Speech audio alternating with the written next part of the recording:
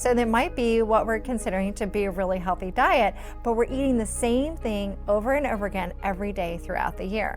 But those foods aren't necessarily going to be nutrient dense because Welcome, Dr. Trevor Cate, to the show. Thank you. It's so great to be here with you. I am obsessed with everything that you talk about, and where I want to focus on, us as women, we suffer from acne, bloating, mood swings, insomnia, PMS. Like, all these things really do impact us, how we feel about ourselves, and then how we show up every day in business, in our relationships. And I've heard you say it's common but not normal. So I want to start with, what on earth are we perceiving as normal but isn't? And then what are the foods and things that we can do in our lives to immediately start to pivot and change all these things that we're suffering from? Yeah, absolutely. And I think that it's just become so normal for women to just talk about, oh, well, that's just part of being a woman. It's just part of aging. Part of getting older is another one that I hear a lot. And I think we need to remember that our bodies are really wise. That actually, we have all these tools in our body, and we just need to reset it and get it back in harmony. And that these symptoms like you're talking about, they're signs that the body's out of balance. And because if you think about it, not everybody has PMS, not everybody has acne. In fact, there are places in the world where there's no acne. And some women go right through menopause and don't have a lot of symptoms and have issues. And so it's not that we need to beat ourselves up because we have these issues, but realizing, oh wait, something is off here and I need to reset and restore my body. I love that, because it gives us a way to, there's something you can do about it. That's the thing I'm always fighting against. Like, I don't like feeling powerless like that. It puts me in a place where I don't know where to move. So being able to go, okay, if I'm feeling like this, now what are the things that I can do? Brings me back to having the power in my own hands. And now it's up to me, right? Do I want to show up and do what you're going to tell us to do, or do I not? And then now at least it's my decision. And that's so freaking powerful.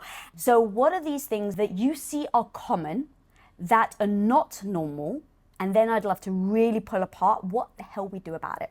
Yeah, absolutely. And I think part of it is the expectations that we have on ourselves. As women, we're constantly working at home and at work. We are taking care of everyone and everything. And we still try to find time to eat healthy and to work out. But then a lot of women are finding they're still gaining weight. They're not losing weight, no matter how hard they try. And so then they kind of beat themselves up and they just feel miserable. But this adds to our stress response. And so when we get stressed, I mean, stress is a normal thing, and our bodies are great at adapting to stress. However, if we never give ourselves a break and we don't fuel our bodies with the right food, with the right movement, with the right mindset, with those sorts of things, then we're going to burn ourselves out. And one of the things that happens with our burnout is our hormones get out of balance. And we have our stress hormones, we have our sex hormones, we have hormones that help us with appetite, with our blood sugar, with our sleep. All of these things can get impacted by being overly stressed and not taking care of our bodies. And it doesn't have to be complicated. There's simple things that people can do. And I do think that oftentimes we overcomplicate all the different things to eat, or all the different types of skincare products to use, or all the different ways we should meditate, all the different fitness routines. It doesn't have to be complicated.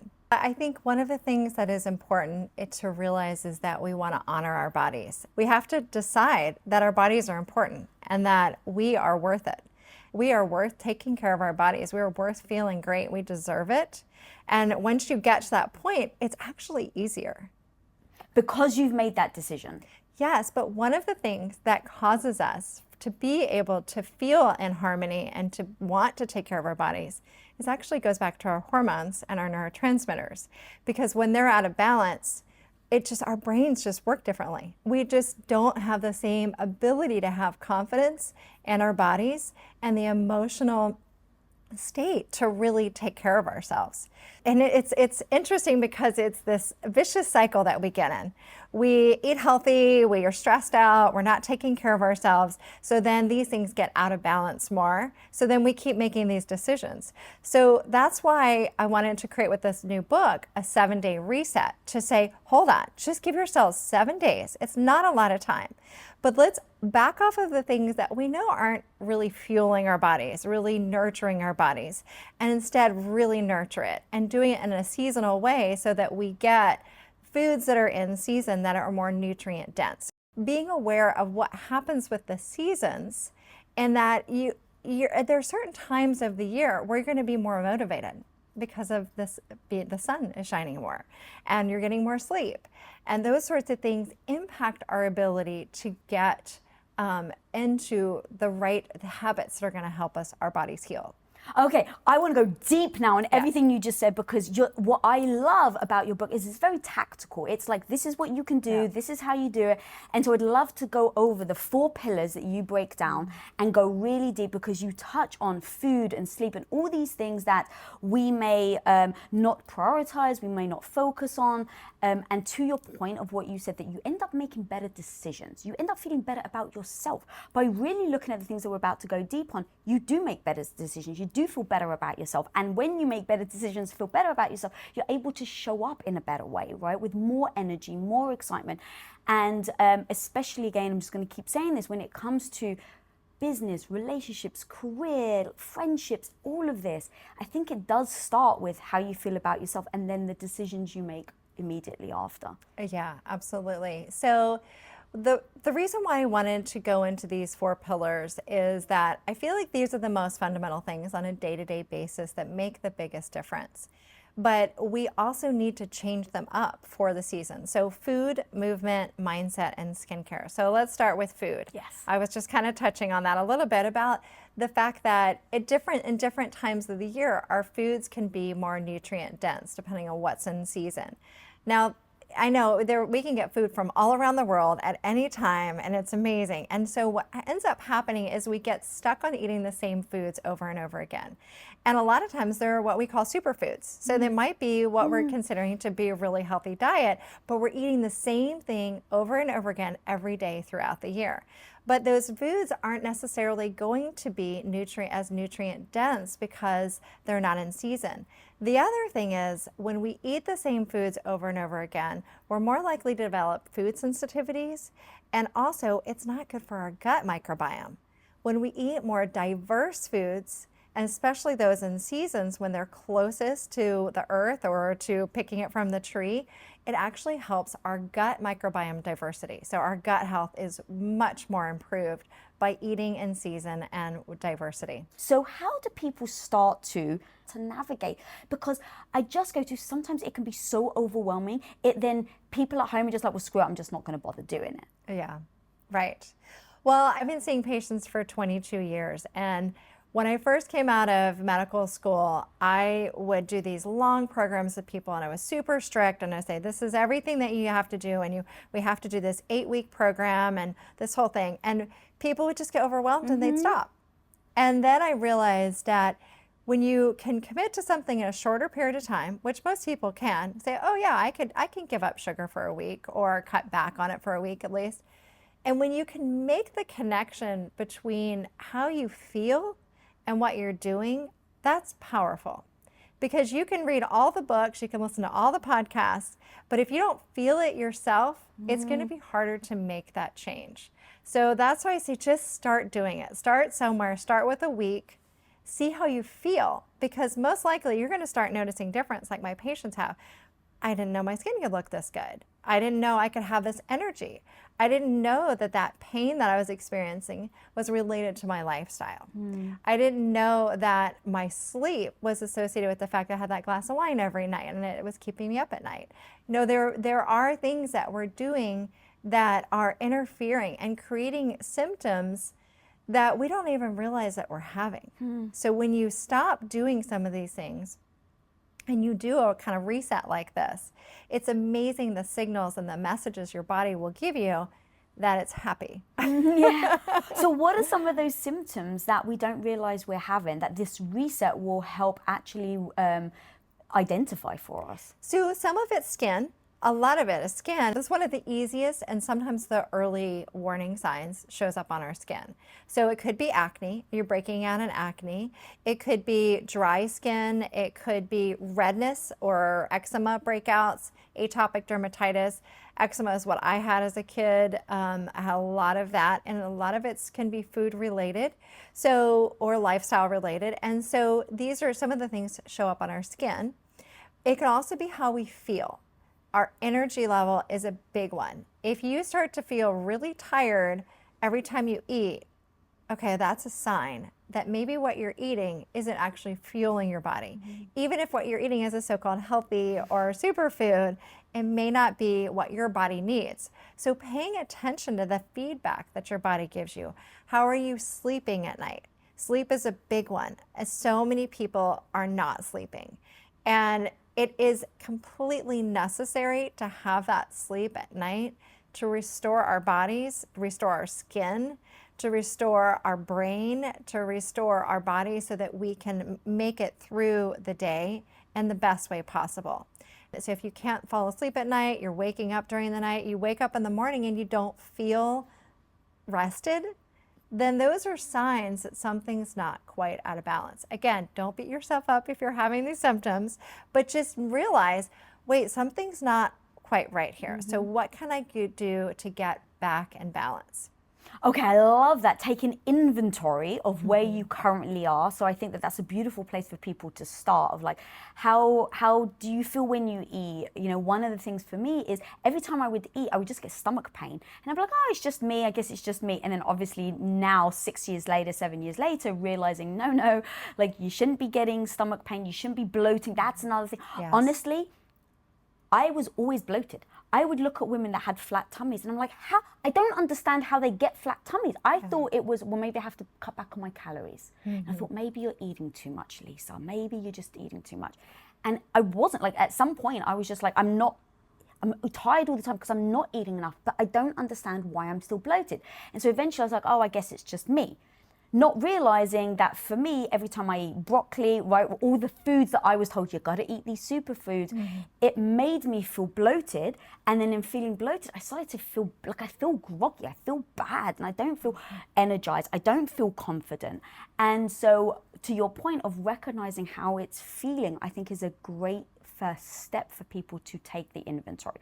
Once you've taken the inventory then, in your 7-day plan, how do people take that very first step? So let's say people are listening right now and they're like, all right, Dr. Trevor, I'm so excited. I want to reboot my hormones because I really want to show up and be confident. And I recognize this is a thing, but where do I start? What's that? It's day one. What do I do?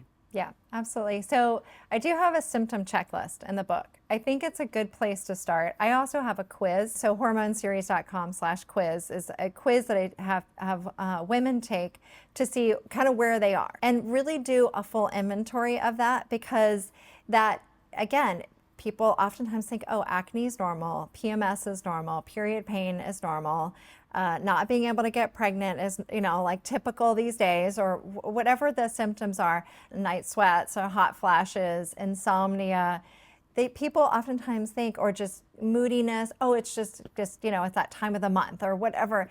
And you just kind of blow it off. Stop blowing those off and make a list of them instead. And say, okay, these are all my symptoms, and I'm going to acknowledge them and know that they're there and that I don't have to live with these anymore. And so I think that's the first place, because it's a motivating thing. If you can go, okay, that's all my symptoms and I don't need those anymore. The bloating, the, not being able to lose weight, whatever it is, these are things that you can get a hold of. The first step is to do an inventory of what's going on with your body. Then the second thing is to really make a plan and make a commitment to sticking with that plan. And so for me, I think that 7 days is a great place to start, because I do feel like a week is easy to do, and it's also enough time that you can start to see a difference in the way you feel. And this is what I've noticed with my patients, is when they make that connection, then they get to choose what they, how they want to live. Like, do you want to be up all night with night sweats because you had that? But the thing is it's very empowering and it's very individualizing. So people can learn from themselves, hey, I don't do well with broccoli, even though it's a superfood, because I just don't digest it very well. And that's just an example. Most people seem to do really well with broccoli, or you may find that steaming it a little bit makes it easier to digest. There are certain ways that you can change the food. That's why doing it yourself and following through a program, you get that feedback. So at the end of the 7 days, do the symptom checklist again. Do an inventory check again. I'm still having these symptoms, or these symptoms are better, and these are the changes I made. And so making the connection between those can help you start making decisions of how you want to go forward. And it's a very empowering thing to do, where you're not just being told, this is the way that you have to eat because everybody else is doing it. And so you might find, okay, well, maybe I do like keto or paleo or different things, but I'm going to modify it for me so that it works best for me, because I'm going to give up this and this, but these things are okay. Does that make sense? Absolutely. And I really appreciate you saying that, because number one, I thought for years of how I felt versus what people told me I should do. Fought for years where I was just ignoring myself. So people would eat broccoli and all this food. I'm like, it just hurts my stomach. And then I remember like things like, I realized, if I eat earlier in the day and then I, don't eat a few hours before I go to bed, I feel so much better.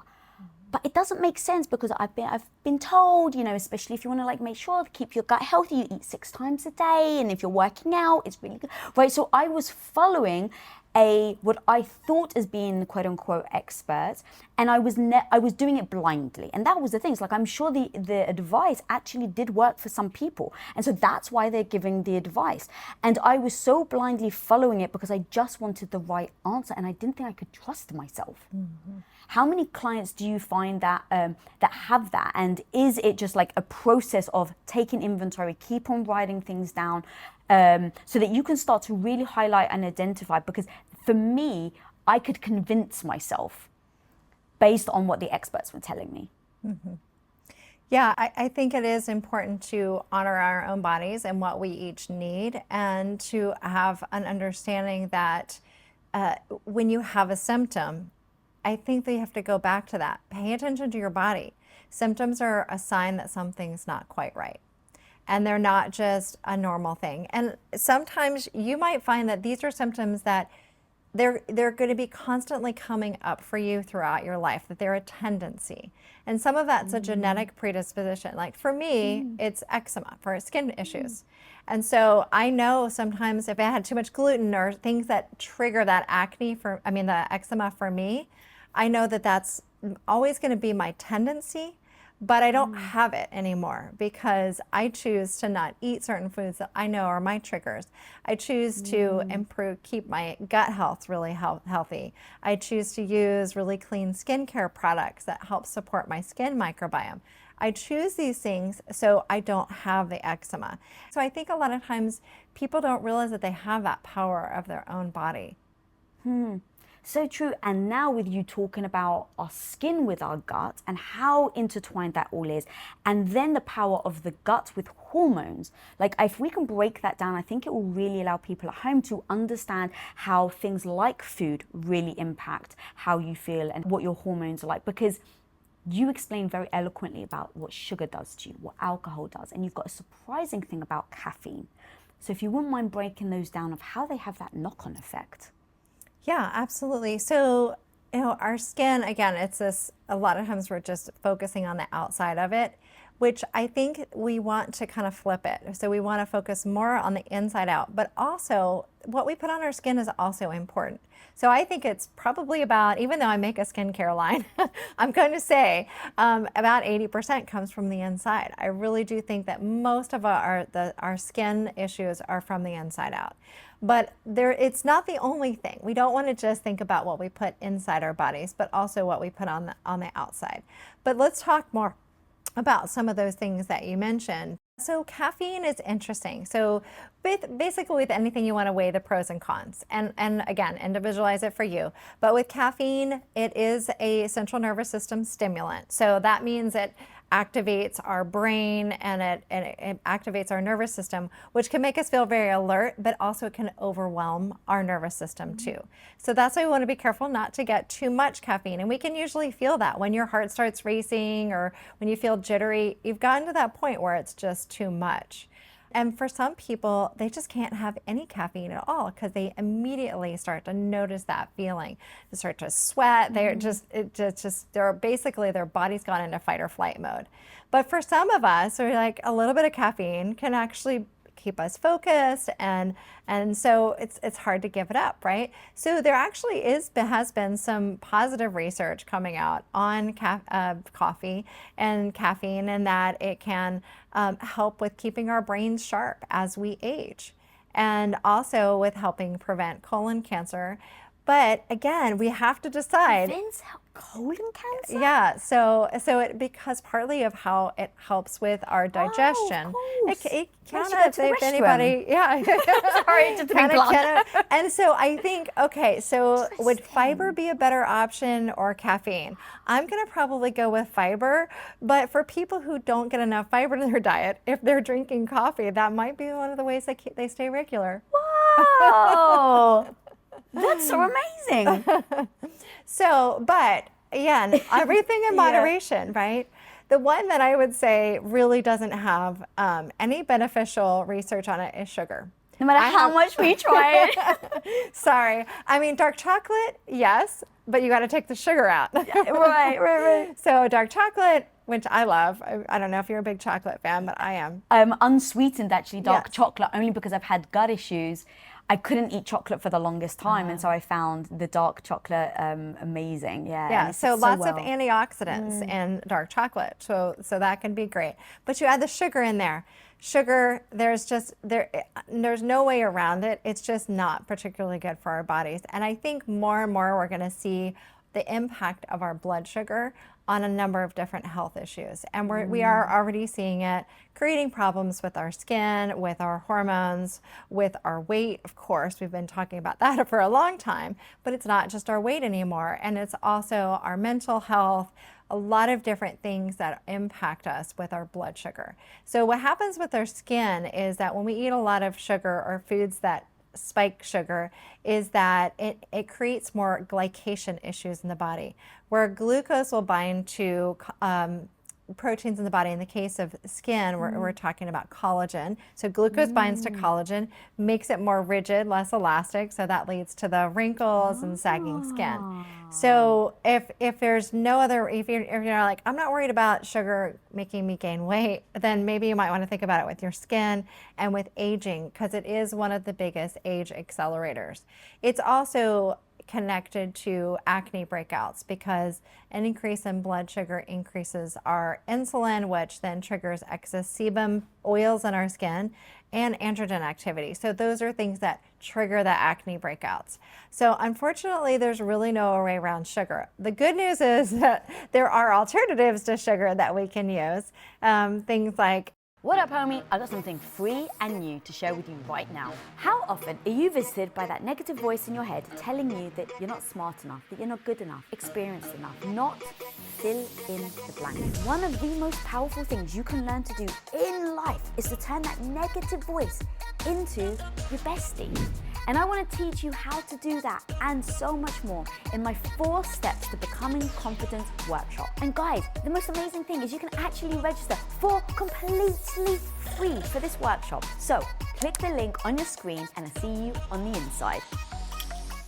Stevia, erythritol, monk fruit, there are different ones out there that aren't going to impact the blood sugar. Or if you use a little bit of honey or a little bit of maple syrup, it's probably okay. But again, we go back to the seasons, which interesting is that if you eat these sweeteners, like things like maple syrup and honey and stevia and things like that, when they're more in season, then you're not eating the same things all the time too. So which is nice, you kind of mix it up. So and then you're supporting like your local beekeeper or things like that instead.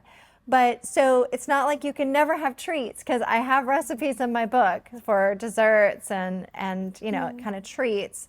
But it is something to think about. You definitely don't want to be having sugar added in everything. And part of the thing with sugar is it's not just desserts. It's in breads and ketchup and sauces and dressings. Here we are trying to eat a healthy salad, and there can be added sugar in our salad dressing. Where else is sugar hidden? Because it never dawned on me, to the point where when I first started going into the health world before Quest, I was told, oh, low carb actually is really good for you. So it's like, okay, what's low carb? Okay, it's rice.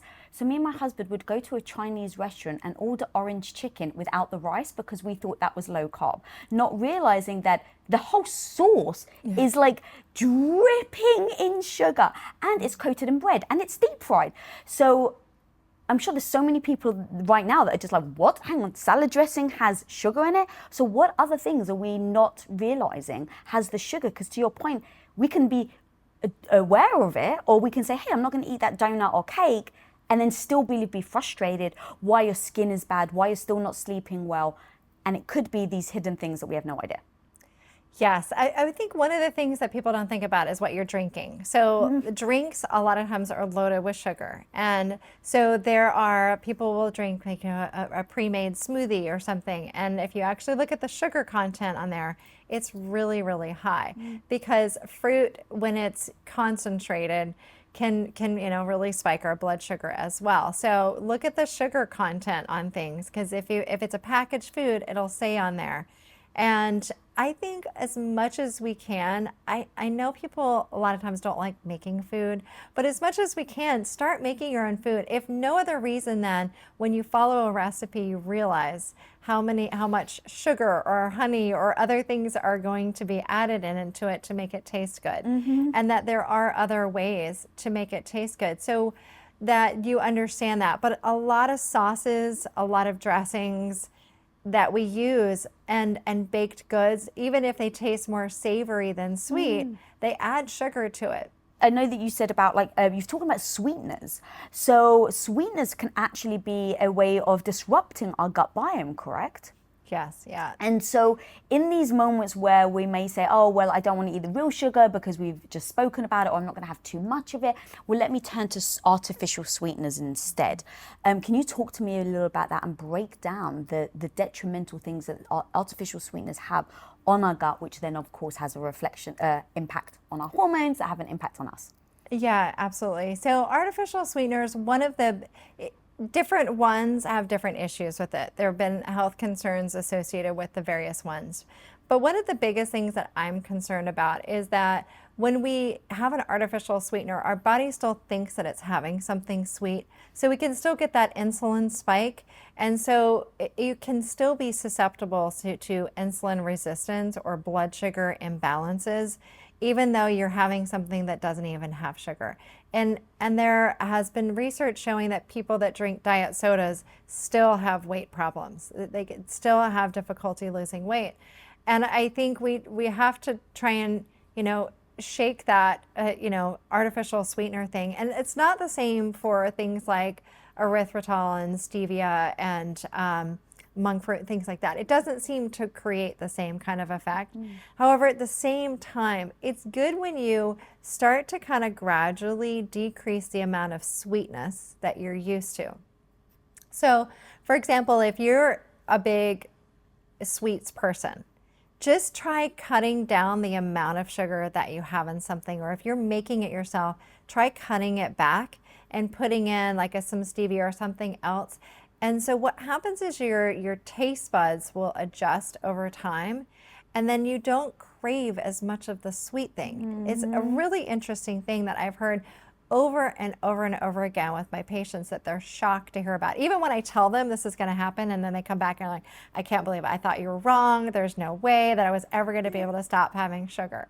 And so it's just, you just try other things. Try to get used to having just a little bit less over time. And then you'll find that you just don't crave it as much. And then in addition to that, if you can make the connection between the way you feel and eating sugar, then that's one of the most powerful things, because I think we all want energy and vitality. We want to go and do all the things and have all those great relationships and go and travel and do all these fabulous things.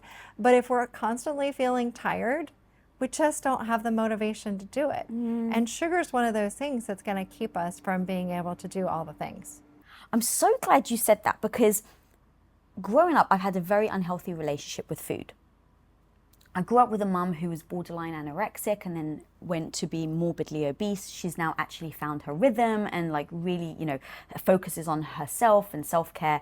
But growing up, I did have a very unhealthy relationship with food. And so for me, a lot of it, especially with sugar and things like that, I wasn't having it out of fear. It wasn't because I was like, oh, it doesn't make me feel good. It literally was, I don't want to get fat. I don't want to get bad skin. I don't want to be teased or bullied, because I already was. And so sugar is bad. And so that was kind of my relationship with how I saw sugar. And it was a very unhealthy relationship until, as I got older, to your point, I started to pivot. And I was like, instead of seeing it as quote unquote bad or like, oh my God, a fearful thing, just start to identify how not having it helps you feel better about yourself. And so as I started to cut out these foods, because I was having so many gut issues, I started to really orient myself to how I was feeling. And that was, what you were saying was so beautiful, and breaking that down on the sugar. If we can just identify how that has a knock-on effect, now it's up to you if you want to feel badly by having that cake or not, right? That's kind of the empowerment thing that I love so much. And now I don't judge foods. I don't even like to call foods good or bad. I just like to say this helps me or this doesn't help me. Yeah, absolutely. I'm glad you brought that up, because I know that eating disorders are such a common thing, and so often, especially as women, we'll get fixated on foods and that something is bad or that we have to restrict, and definitely don't want people to have that feeling. And that's why I say I want people to enjoy eating, and that eating what the foods that help nourish our bodies in a way so that we can show up as our fullest self. And that we want that with relationships, we want it with our mindset, we want it with the movement, we want it with our personal care products, our self-care routine, we want it with our food. And it's really no different. And we don't want to ever feel deprived. What we want to feel is empowered. And that's why it's really about shifting it. And it's not always easy to do that. But when you're reaching for a food, ask yourself, why am I reaching for this food? Because whether it's kale or mac and cheese, it's not that food that we're hungry for sometimes, it's something else. So what else is going there? And so I think that that's really important to address those things, that if anyone feels triggered by foods, if they are starting to feel like a food is bad, you're going where you're talking about, to get some help and support with that, because that's not where you want to have that kind of relationship with food, because you want to honor your body and know that what you're putting in it is what is going to be best for it. And you said it earlier, but this vicious cycle about if you're feeding your body unhealthy foods or foods that make it feel badly, then it impacts your hormones, and then your hormones are impacting your mood. So now you may feel worse about yourself, and so you feel worse about yourself, so you go back to the bad food, and literally it becomes this cycle that I think a lot of people feel trapped and they don't know how to get out of it. Yeah.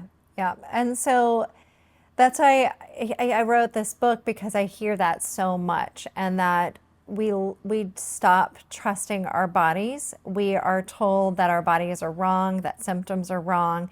I think in the conventional medical world, that's what we're taught. We're taught if you have symptoms, it's bad, we need to stop it. Like you have a headache, take an Advil. It's bad, stop it. But wait, why am I having a headache? Why did I get the headache in the first place? And so recognizing that, if you're having these symptoms, that something is off, and honoring that process. And but that there are tools, there are ways to address these underlying causes and get your body back into a harmonious place.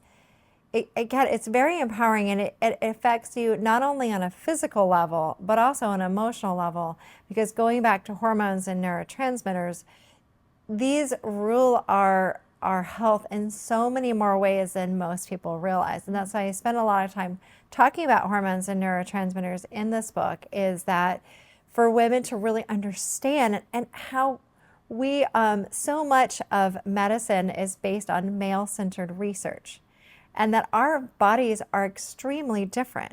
I mean, as women, we have very different hormones just simply because we're able to have, or, we're designed to have a baby, whether we choose to or not. But our hormones change throughout the month, throughout our lives. And it's important to realize that this research over here, and so much of the conventional medical model, is based upon men, and that we are different, and that we can honor our bodies as women, and that we do have different changes and things that we go through. So I bring this up because I think a lot of times we're saying, oh, well, you're just, you're getting ready to have your period, so you're moody, or you're making that food choice because of you have PMS or things like that. And yes, there is a connection, but that doesn't mean that we need to dismiss that. That paying attention, like, what is going on? Why am I having such bad PMS? Why am I so moody? Why am I craving this thing? And to really look underneath that, and then choose to honor our bodies in a nurturing way. And not to judge, I think, because Yeah. you even said, like, with your age, it also changes, right? So even within your cycles, in your 20s, and your cycle in your 30s, and then your 40s will all change. And then I believe also depending on whether you've had a child or not had a child. So really, I love the acknowledgement part of where you are. I think so many of us, I'm going to keep speaking for myself, keep looking back at when you were 20. It's like, well, I used to be able to do this. And now almost you have judgment on yourself that you're not able to eat the same foods that you used to be able to eat. Or let's say I was able to function on 5 hours sleep in my 20s. And now it's like, oh my God, I need 9 hours. Otherwise I'm exhausted. And instead of trying to stay where I was, I actually just accepted, oh, but this is just what you need now.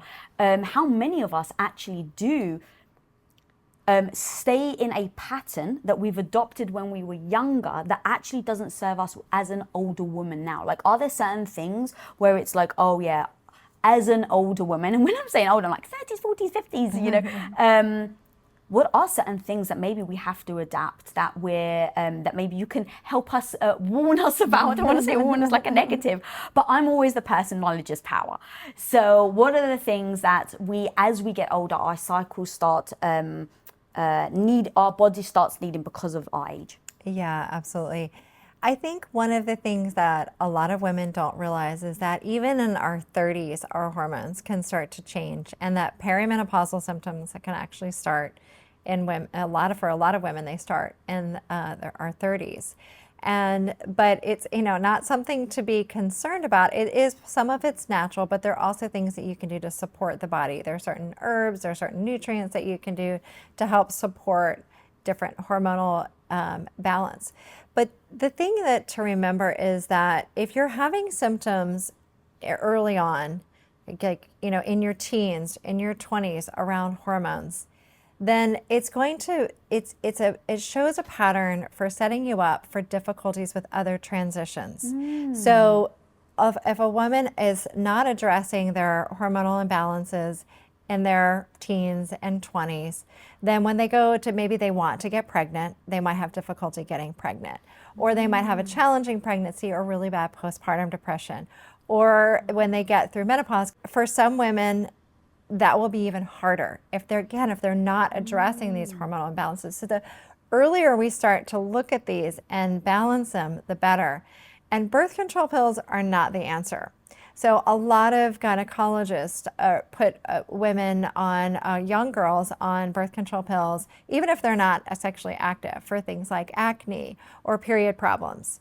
But then these are the women that I end up seeing in my practice after they want to go off of them. Maybe they're trying to get pregnant, or they're just tired of taking birth control pills, and they come in to see me and they go off the birth control pills and all their symptoms come back, plus the side effects that developed from taking birth control pills, because it creates nutritional deficiencies, gut microbiome imbalances, so problems there, and also suppresses testosterone. It actually creates more hormonal imbalances.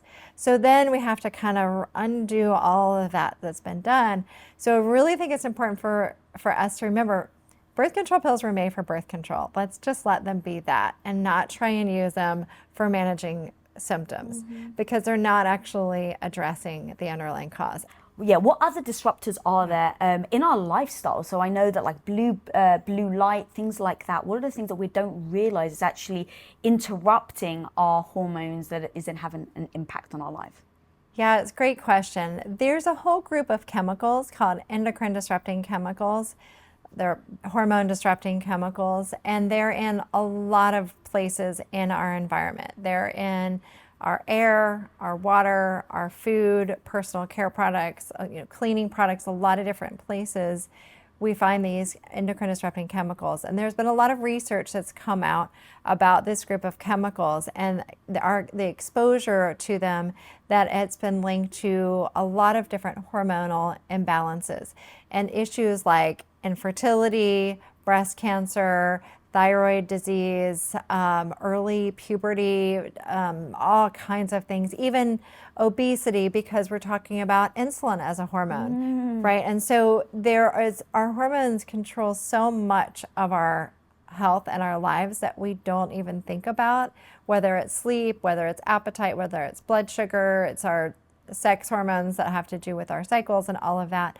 When we interfere with that, we're messing up a whole lot of things with the body.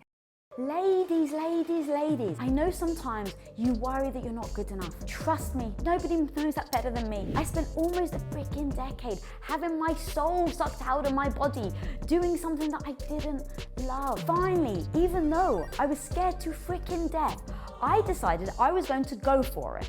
And I've ended up building the life of my dreams, a life I couldn't have imagined, because I realized that radical confidence is being afraid and doing it anyway.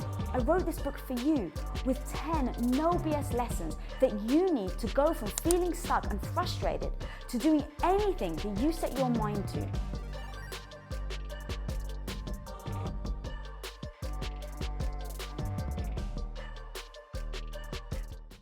So what happens is these endocrine disrupting chemicals, they basically mimic hormones in the body. So we have a hormone receptor, and these endocrine disruptors come along and they bind to the hormone receptor because the body thinks it's a hormone. And so it can make the body think, oh, I've got more estrogen than I actually have.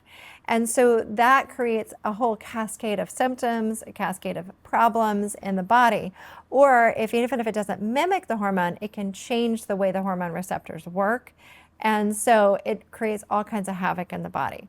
This is the bad news. The good news is that there are ways to reduce our exposure. And the good news is too that information is power, right? So we are exposed to more of these chemicals now than we ever have been, because there are more chemicals being produced that have these endocrine disrupting effects.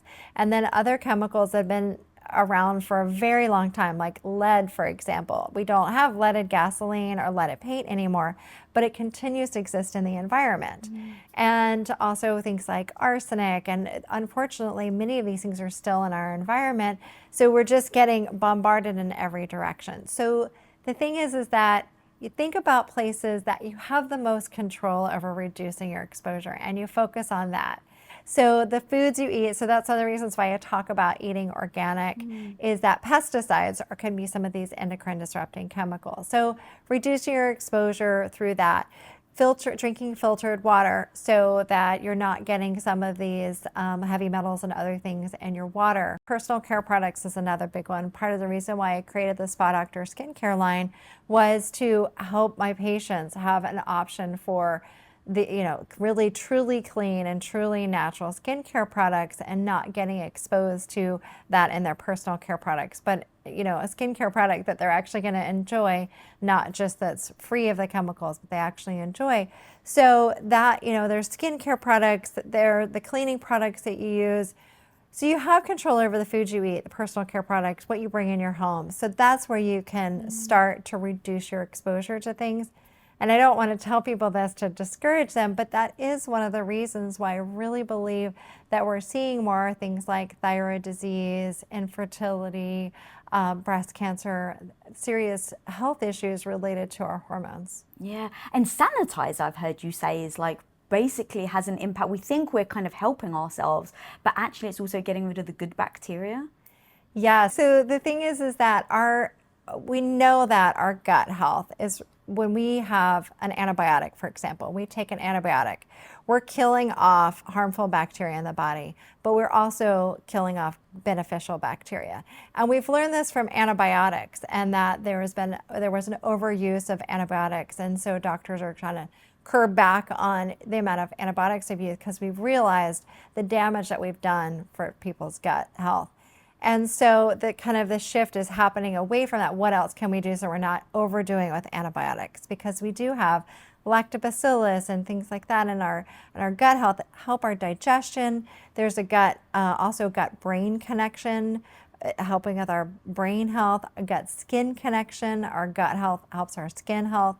And so we definitely don't want that. And just like we're trying to reduce, not use antibiotics all the time, like just use them when they're necessary, but not as much as we used to.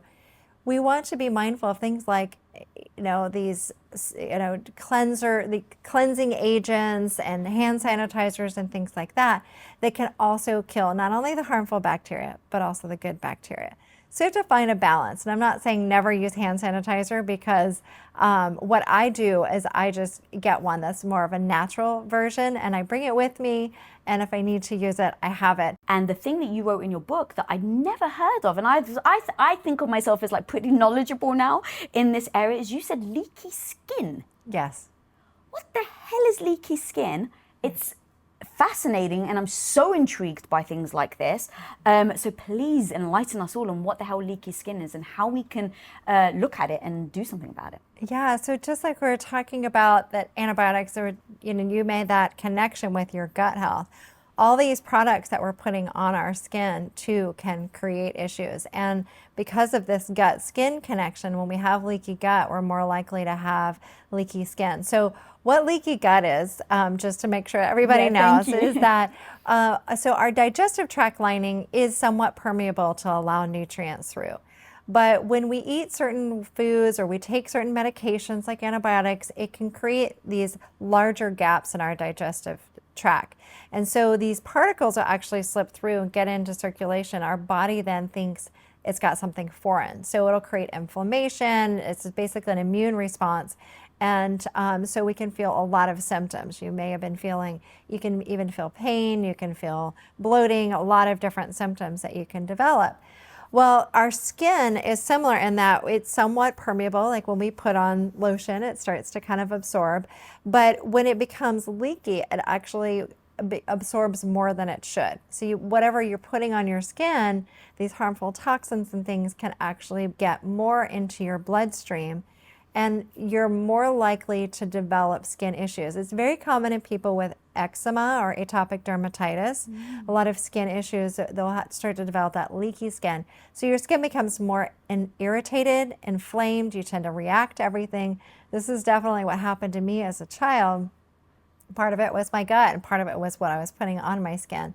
So what we can do is we can repair that, and you start from the inside out with your gut health, but also what you're putting on your skin to help heal that repair. And again, it goes back to these good microorganisms that live in our gut and that live in our skin, and we want to support them rather than just treating them all the same. So is leaky skin identified purely visually? So if there's a rash, there's something like that, because with your gut, you obviously can't see it. So I couldn't just go, oh, I've got a leaky gut. It was over months and months and months and years of testing and seeing and feeling and reading and, things like that. So is it purely like leaky skin? There is some sort of visual signal. Yeah, so you're going to notice either your skin is really red and irritated, you're very reactive to things, you may have eczema or hives or things that just show that you're constantly reacting, and that's typically where you'll see leaky skin. And in moments like that, it's better not to put like perfume and stuff like that on?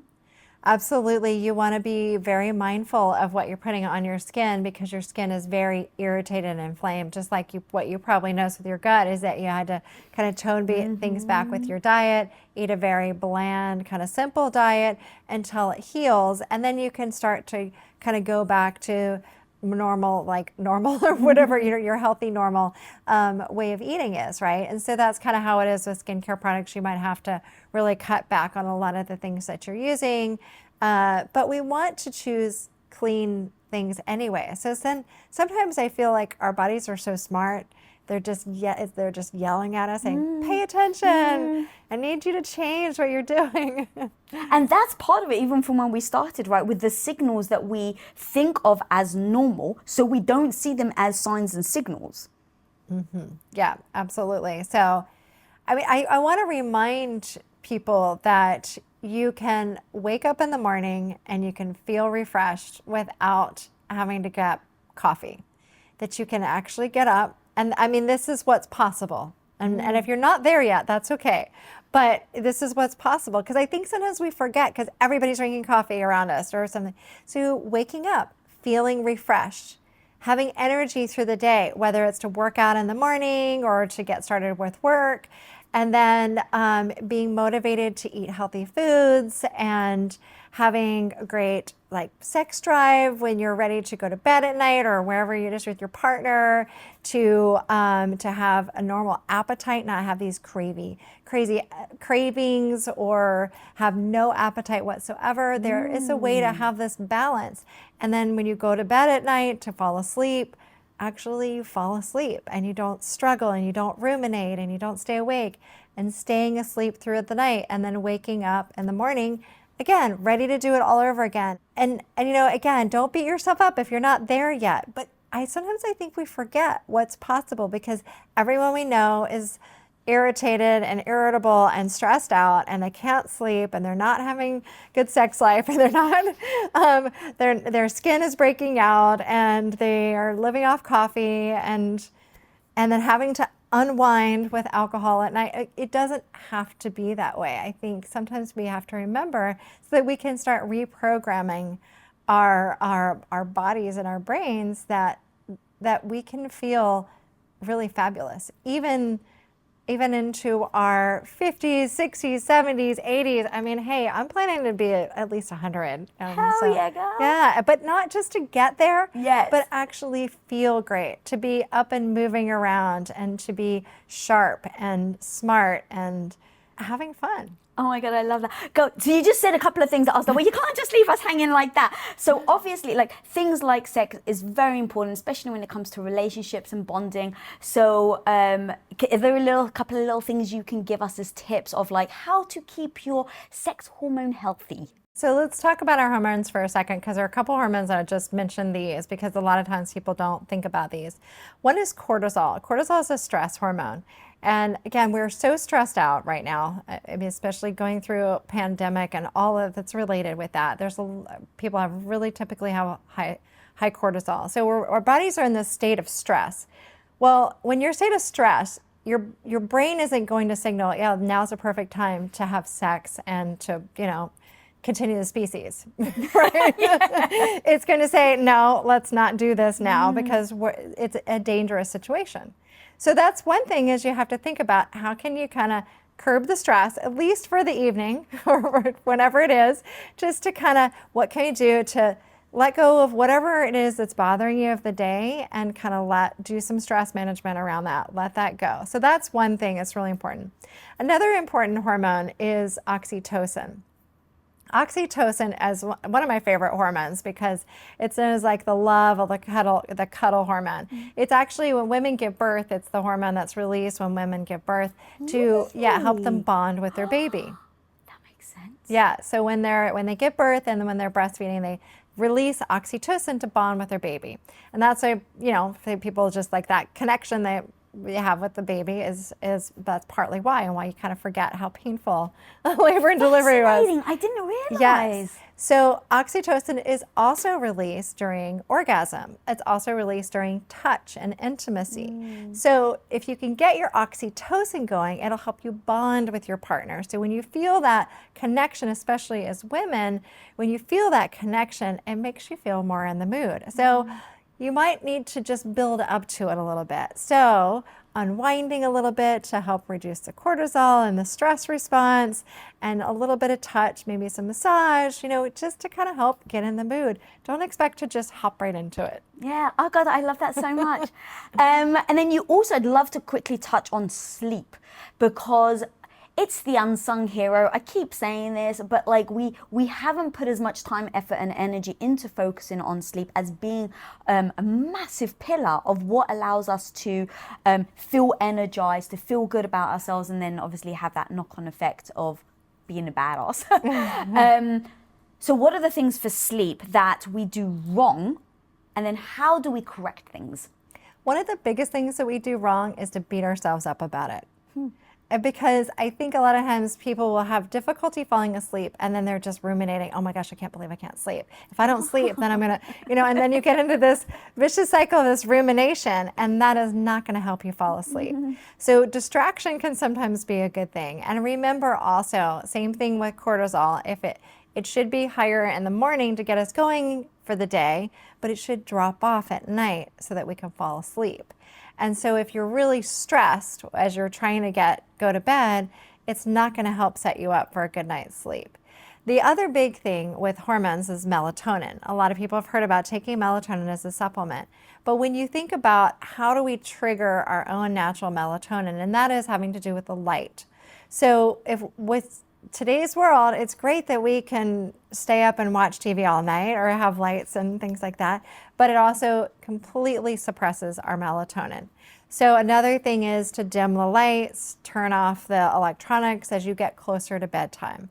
Shut down the laptop, shut down the phone, and just, read an old-fashioned book. Get a copy of Natural Beauty Reset. Beauty Reset. And do something more relaxing. Take a bath, listen to soothing music, have a nice conversation with your partner or someone that you live with, and to just kind of have it be more of a soothing time so that it helps you shift into bed. And then also the lights, really doing that.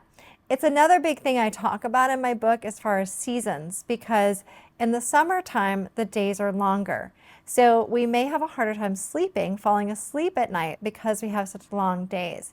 People might find that actually it's easier to sleep in the wintertime when the days are shorter and we have more darkness. It's when darkness is actually on our side, is in the winter months. And so it can be realizing when you're in a different season, realizing that can sometimes help you go, okay, I might have to go bed a little bit later in the summer, and you can go to bed earlier in the winter, but then, realizing that working with the light can actually be beneficial. And one thing that's really interesting that I think a lot of people don't know is that when it's a full moon, research has shown that it causes people to be more sleepless. So if it's full moon time and you're having difficulty falling asleep, don't beat yourself up about it. Again, it's because it's a full moon. That amount of light can trigger people to stay more awake. It's the light from the moon? Wow, I didn't realize that. So what can people do? Is it better than when it becomes a full moon, you're better off to take more melatonin? Like, what can you do? Yeah, you could take some extra melatonin to help you sleep. And I think a lot of times people think the only thing to take supplement-wise for sleep is melatonin, but there are actually a lot of other things can be beneficial. What I find is that melatonin doesn't actually work for everyone. For some people, they develop nightmares, and yeah, some people actually, it's one of the side effects of melatonin. So disturbing dreams and nightmares, and some people still feel so groggy in the morning that it may not be for everyone. You may actually have enough melatonin production, and it might be more cortisol, or for women, progesterone, because that starts to decline as we get older. So there are other things like valerian is an herb that could be really Valerian. It's very relaxing. It's actually originally what Valium was made from. Oh, is really? Valerian. A lot of medications are actually, or at least originally, made from natural substances. It doesn't create the same effect as Valium, but the idea is it's very soothing. It's very calming. And even if you take it during the day, it's not necessarily going to make you fall asleep, but it takes that edge off. Or other herbs like ashwagandha. That's one of the supplements that we make, is as we call it, Stress Adapt. And you could take it really anytime, but it kind of takes that edge off so you don't feel so agitated.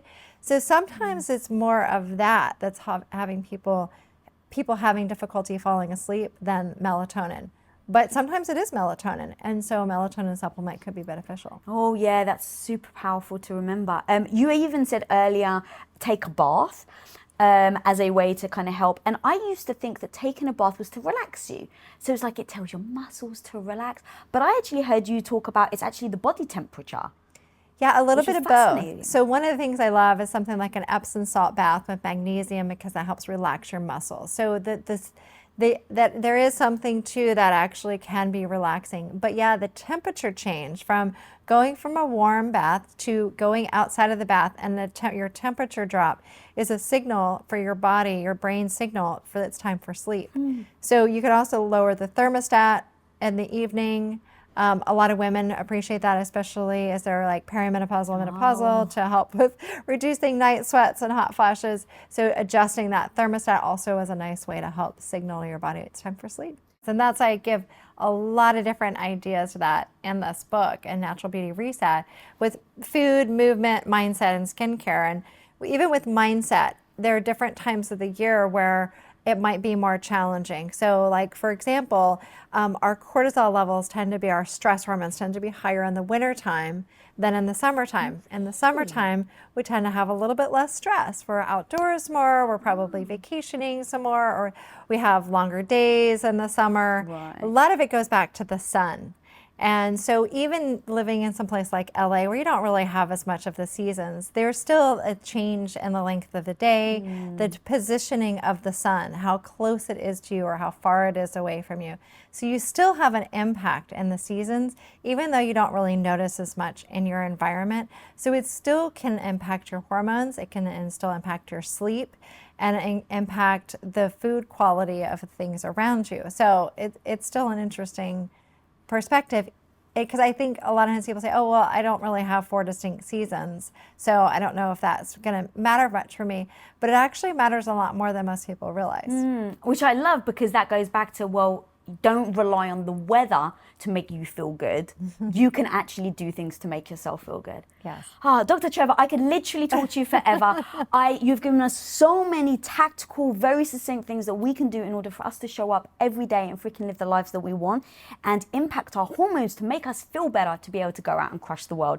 So, in departing, if someone's listened to this and they've listened to it all the way through and they're like, all right, I've got it, but like, it feels very overwhelming, I just need that one thing to start with, what can they do right now, today, as soon as they stop watching this video? Yeah, absolutely. Well, when you look at these 4 pillars of the food, movement, mindset, and skincare, that you could pick one of them and just pick one thing that we talked about today that you can start doing. Whether it's food and you're going to start going to your local farmer's market and kind of see what's in season and take home some nice fresh produce. Whether it's skincare and you want to change up your routine, cut out some of those toxins, those endocrine disrupting chemicals.